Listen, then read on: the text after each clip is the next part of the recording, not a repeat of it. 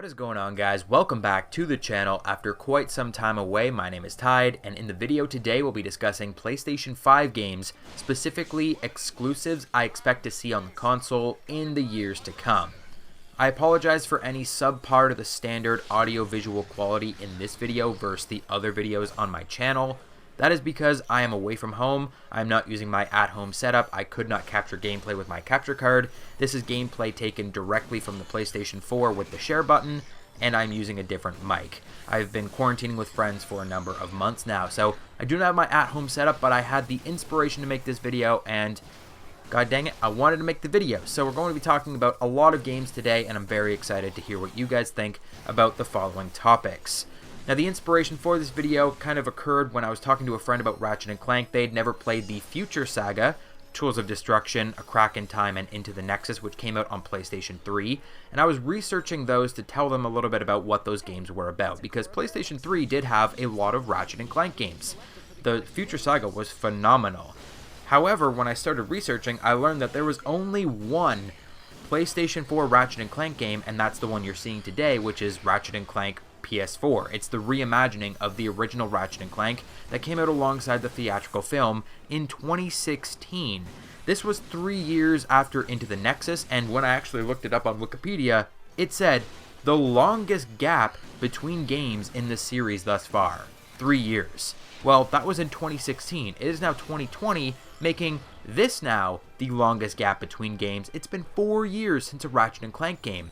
Coincidence? I think not. Ratchet & Clank are beloved PlayStation mascots that have been sorely missed on the PlayStation 4, and it would be a travesty to not have them return on PlayStation 5 in some capacity. I'd love to see them revise their role with a wholly new saga kicking off with a launch title for the PlayStation 5. Now, this video should be going out just before the PlayStation 5 reveal event, so let me know in the comments if I got some of these right. I'm sure some of these may be revealed during this event. This is the very first of a very long list. I think we have 15 to 20 games in this video, so stay tuned. And also, before we go any farther, drop what games you'd love to see PlayStation exclusives in the comments down below. Insomniac Games certainly have their work cut out for them in this console generation, what with 2 other entries appearing on this list alone that we'll be getting to shortly. However, they were just recently acquired by Sony, so they should have a little bit more leeway in terms of funding and resources, which should allow for multiple teams working on multiple projects at once. Hopefully one of those projects is a new Ratchet & Clank game on the horizon.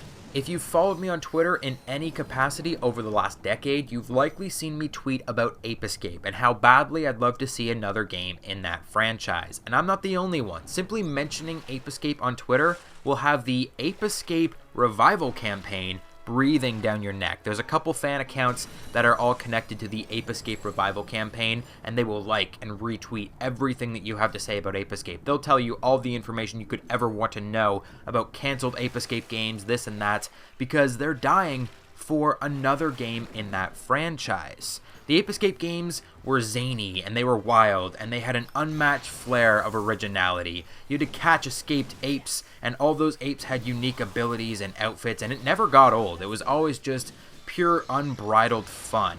Unfortunately, if you wanted to play Ape Escape today, even if you played the latest release in the official franchise, Ape Escape 3, you'd probably find the UI clunky, the graphics subpar, the gameplay maybe not as great as I remember it. And that's because, well, the gameplay never got old. The franchise, the license, it certainly did. The latest, what we'll call an unofficial release in the franchise, was an abomination known as PlayStation Move Ape Escape, and that released for the PlayStation 3 in 2010, 10 years ago. The latest official release, as previously mentioned, was Ape Escape 3, and that released on the PlayStation 2 in 2005. 15 years since we've had a mainstay Ape Escape game in the series, in the franchise. The fans have been asking for an official return to Ape Escape for multiple console generations now, and at the very least, I think a remaster of the original trilogy is absolutely in order, and then maybe if that sells well, we'll get a sequel as well. Speaking of sequels, PlayStation 5 will undoubtedly live and breathe on the success of strong follow-up titles to previous console exclusives, and that's what we'll be focusing on for the next few entries in my list. God of War 2, or Should we call it God of War 5 because God of War was technically God of War 4 after the original trilogy? God of War 2. 2018's reimagining of Kratos, the God of War on PlayStation 4 as a father figure in the Norse mythos, it was a bona fide banger, let's all be honest here. Nearly a perfect game to all but a few stickler reviews. The sequel should see Kratos and Atreus venturing deeper into the lore and encountering new threats. There were plenty of loose plot threads in the original game. I won't give you any spoilers here in case you haven't played it because it's a game that you absolutely must play. It is one of the best games of the current console generation. With that said, I think I'm safe in saying that there are still gods in the Norse pantheon following the first game that are still breathing. And if the past is doomed to repeat itself, we all know that that's not really going to work out for Kratos. So there's definitely more to do in this mythos in the Norse world, and so I think it would be foolish to think there isn't a sequel, a follow-up planned for this new God of War. I'm honestly expecting an entire Norse trilogy, not to mention the guys at Sony Santa Monica Studios have also expressed their interest in Kratos engaging with the Egyptian pantheon, so there is a lot of God of War yet to come. Maybe we'll have another trilogy after the Norse trilogy on the PlayStation 6 or PlayStation 7. There are so many more stories to tell with Kratos, the God of War. Horizon Zero Dawn 2. While there are plans to move the original Horizon Zero Dawn to PC later this year, it was a timed console exclusive for PlayStation 4 for a number of years. The original Horizon Zero Dawn released in 2017 on PlayStation 4, so that took 3 years for that exclusive to become available on PC. I expect Horizon Zero Dawn 2 to be the same, a timed console exclusive at the very least. I can't personally speak to the strength of the first game, though I've only heard great things through the grapevine, and I know that the studio behind the franchise, Guerrilla Games, is responsible for another fantastic series that will also appear later in this list, so Horizon Zero Dawn 2 seems like a no-brainer. Elden Ring, the collaboration between From Software and George R.R. Martin, the creator of A Song of Ice and Fire, or for you laymen's, A Game of Thrones, may be the most appealing Souls-born game on the horizon, but it will not be console exclusive and thus has no place on this list. We're talking PlayStation exclusives only today. So which Soulsborne series is console exclusive? Well, it's right there in the title, Bloodborne. Bloodborne, despite being developed by a third-party developer, From Software, is published exclusively by Sony Interactive Entertainment. The success and fandom of Bloodborne is rivaled only by that of the Souls series, which says a lot given its exclusivity to PlayStation 4. Bloodborne was released in March of 2015 for PlayStation 4, shortly before Dark Souls 3, a year later. It certainly won't be a launch title with all the manpower from Software currently being used for Elden Ring, which I'm still looking forward to, it's just not a console exclusive, but expect a Bloodborne sequel soon enough. And as a side note, I'd also love to see Sekiro Shadows Die Thrice, a sequel to Shadows Die Twice, though that wouldn't be a console exclusive either. I'm starting to get really into the Souls games. Now, believe it or not, we are still talking about sequels to this day. Marvel's Spider-Man 2. Insomniac Games makes their second appearance on this list with a follow-up to their latest release, Marvel's Spider-Man, on PS4, which released in 2018. 2018 was a spectacular year for video games. And when it comes to video games, the Spider-Man IP has been wishy-washy to say the least. Luckily for us, Insomniac's first stab on the PlayStation 4 went swimmingly. We really couldn't have asked for a better game. The staff were incredibly driven to design a wholly new look and feel to the web-slinging hero and lovingly crafted a colorful comic book world straight out of my dreams. They did such an amazing job with this game. Just simply swinging through the streets makes you feel like a hero. The first game is undoubtedly not only the best Spider-Man game ever created, in my opinion of course, but also one of the best video games of all time, and an absolute must-play from the current console generation before we move on to the next. If you haven't played this game, absolutely buy it and play it. It is phenomenal. There were a number of loose ends left in the first game, just like with God of War, and I'm sure as long as Insomniac Games retains the intellectual property, they'll be cranking out sequels stuffed to the brim with content year after year after year. Some fans are hoping for a cooperative campaign mode based on events from the first game, but I'd still prefer to play just as Peter Parker. And I'm also dying to see what they do with Venom in the future of the franchise as well. Knack 3. I hate to say it, but someone at Sony Interactive Entertainment Japan Studio just loves making these knack games. I've played the first knack. I can't say that I've played the second, but that first knack is an absolute nightmare to play through. Knack was a launch title on PlayStation 4 in 2013 and promised the nostalgia of an innocent mascot-driven puzzle platforming beat-em-up, but it released with a staggering difficulty for a children's game. It felt like I was playing a Souls game at first until I learned the actual ins and outs of the combat. I'm surprised the game saw a sequel at all, but Knack 2 was released on PS4 in 2017. The second game came against all odds and surprised everyone, given the original Knack suffered such a poor reception. Critics and players agreed, and the average approval rating of the original Knack was somewhere between 25 and 40% of 100. It was not a very well received game, but they still made a second one, and I'm sure they'll have a third one to follow it as well. Quite honestly, Sony Interactive Entertainment Japan Studio should probably focus their efforts on an ape escape game. That would be something people would like. In the meantime, Sumo Digital should get to work on their next PlayStation mascot game, Little Big Planet 4. It was honestly news to me that Media Molecule, the original series creator of Little Big Planet, was only involved in a, quote, undisclosed capacity on the third installment of Little Big Planet, but it makes sense. They've been hard at work on Dreams, and it's probably good news that Sumo Digital is making Little Big Planet now, because Media Molecule would likely want to stay working on Dreams and bring that into the next console generation, PlayStation 5. So Little Big Planet 3 released on PlayStation 4 in 2014, and those minor level creators who find the whole uncapped potential of designing an entire game on your own in Dreams thing daunting, because I'm sure they find it daunting, they've been dying for a new safe place to craft and share their lovingly created levels with the community. And quite honestly, I'm not a big crafting person, but I've always loved playing the Little Big Planet games, the story modes, and also all of the other created levels in the world. I don't think we need just Dreams. We'd like to have a Little Big Planet as well, and we're sorely overdue for one. Now, we're talking about safe places. We're probably not talking about Guerrilla Games' Killzone, but that's the next topic on this list.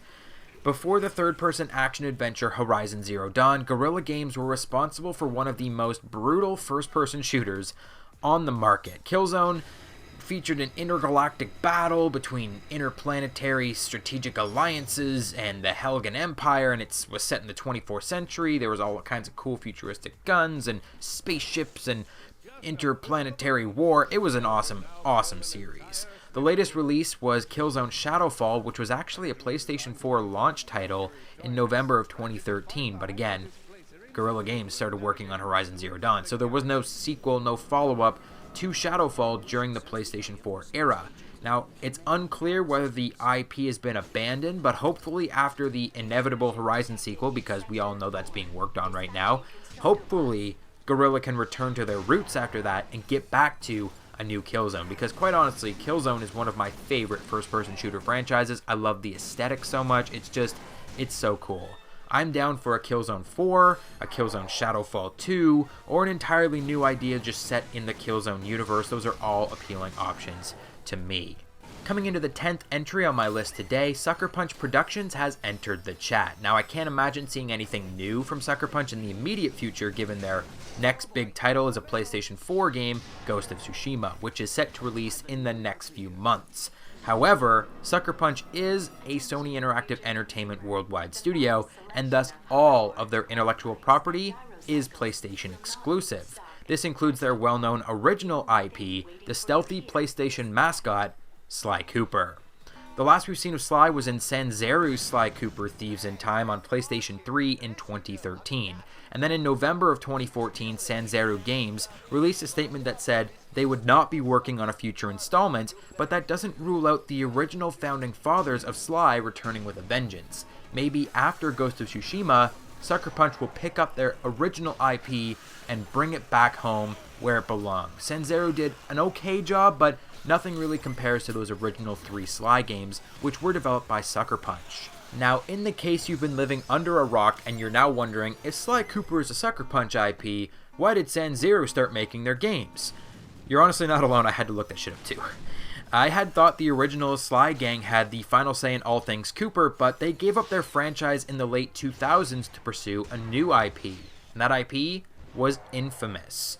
Infamous is a series of third-person action-adventure platformer games following a number of super-powered individuals who are given the choice to use their abilities for good or for evil. Prior to working on Ghost of Tsushima, Infamous was Sucker Punch's baby. The latest release is Infamous First Light, a standalone DLC to Infamous Second Son, both of which released on PlayStation 4 in 2017. So I have to imagine continuing the Infamous franchise is first priority for Sucker Punch after the launch of Ghost of Tsushima. They may give the Sly Cooper IP to somebody else and let them work on that so that both of those games can get going at the same time, but if it comes down to Sucker Punch choosing Infamous or Sly Cooper, they'll likely go Infamous first. Now, can you believe we're 12 entries in and we haven't mentioned a racing game? These bad boys used to be a dime a dozen, and we never see racers anymore. And that's all about to change, because I'd love to see the rebirth of MotorStorm. This one's a little more hopeful, not as backed by science. The original off-road racer released as a launch window title for the PlayStation 3 in 2007 and really took the world by storm. Pun absolutely intended, yes. There were a couple follow-up games, the latest official release being MotorStorm Apocalypse for the PlayStation 3 again in 2011. Unfortunately, Sony shuttered the dev team behind the franchise in 2016, but they still retain the MotorStorm intellectual property. So if there is a god, there will be another MotorStorm. The gameplay was too unique for there not to be. Where else can you race rally cars and dirt bikes in a big rig and win? And not to mention the soundtrack. The game was so much fun to play. It was one of the best PlayStation 3 games, and it came out right at the very beginning, and it never really saw any kind of chance on PlayStation 4, so I'd love to see them revisit on PlayStation 5. Another PlayStation franchise we sorely need to revisit is The Order, specifically The Order 1886, though I would imagine the sequel will be called The Order 1887, following the events of the original, as the original definitely left off on a cliffhanger.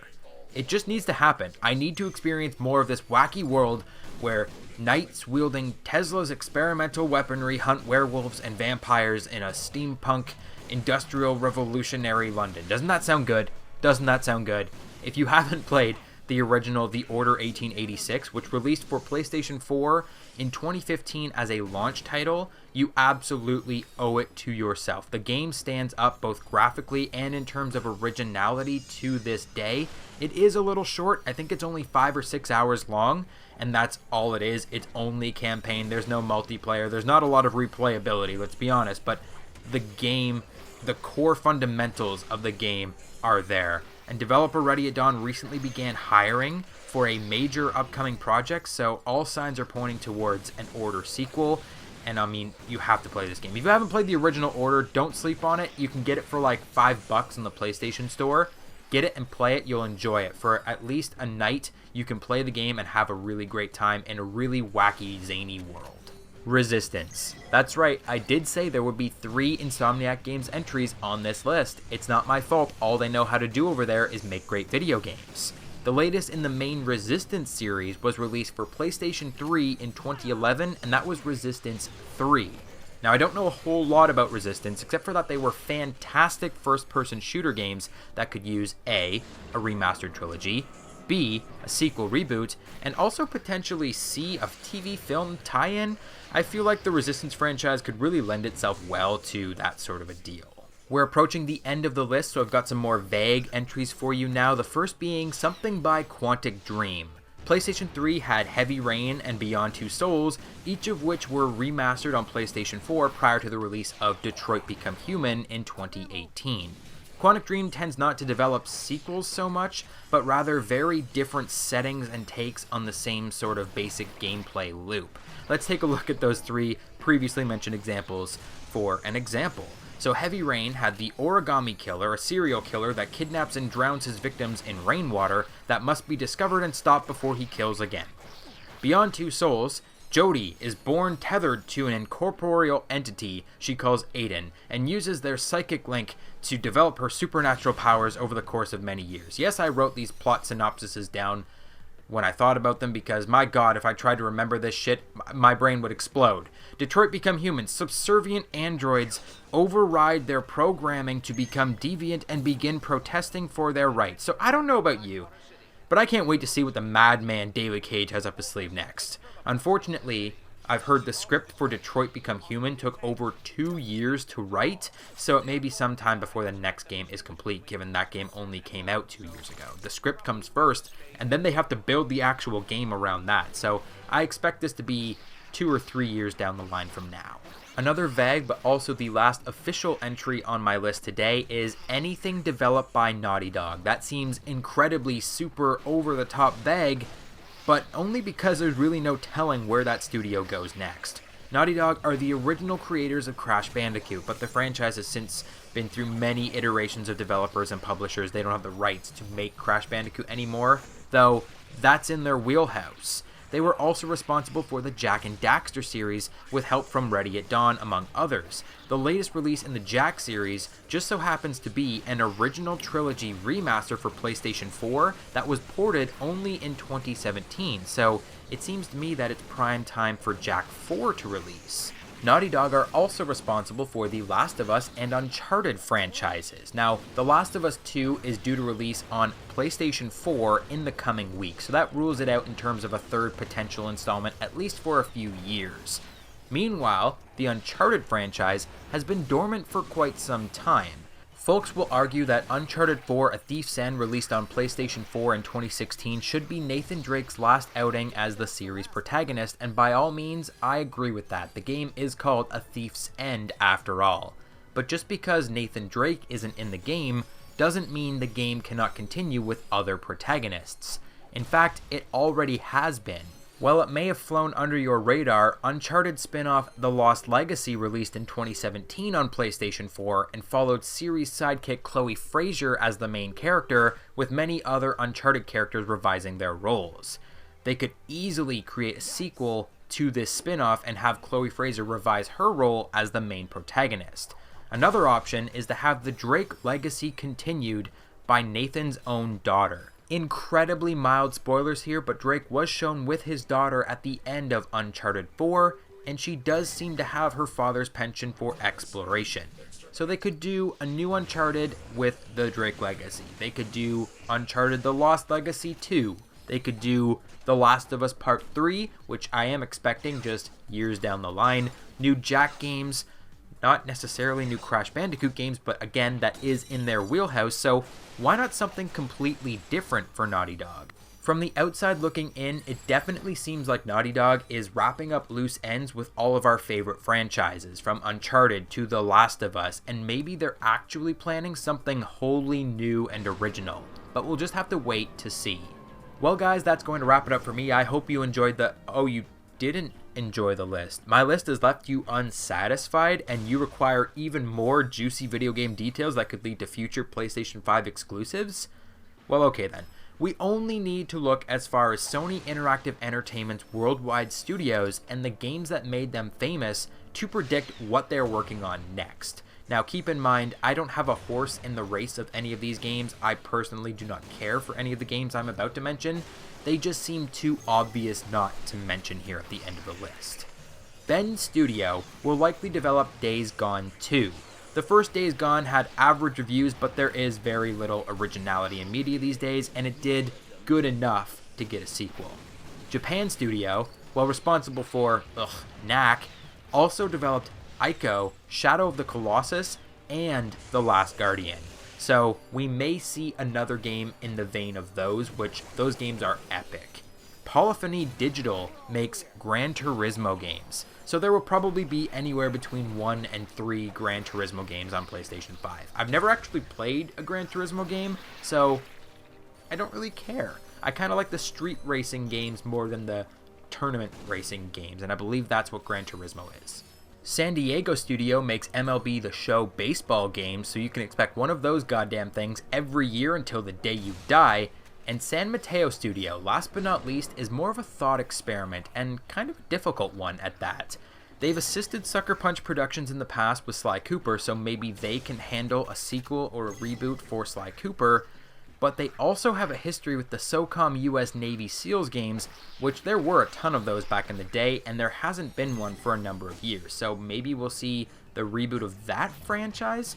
There's really no telling what comes next. But that will officially wrap up my list today, guys. I hope you enjoyed it. I hope you enjoyed the new video. It's been a while since I've posted, so I'd really appreciate it if you could share this video on all of your social medias. Follow me on Twitter at Tide347. Also subscribe if you haven't already. I'm going to be starting a Warzone series soon, where we'll be doing Warzone 101, the things that you need to know about Call of Duty Modern Warfare Warzone. I've been spending a lot of time playing in tournaments every single week with a bunch of friends, so I do know a lot about that game, and I'm excited to share my knowledge with you guys. So if you are playing Warzone, if you are interested in that kind of content, let me know in the comment section down below. Also in the comments, make sure you post what games you'd love to see on PlayStation 5 as well. Specifically exclusives I'd like, but I mean, if you want to go crazy with some other thing like a Ubisoft game or an EA game, let me know what you're looking forward to on PlayStation 5 in this next console generation. But that is going to wrap it up for me today, guys. A very long video, 26 minutes. First video back in months, and we're making it a big one. So I hope you enjoyed it. Again, let me know if you did. Hit that like button, and I will catch you guys on the next video.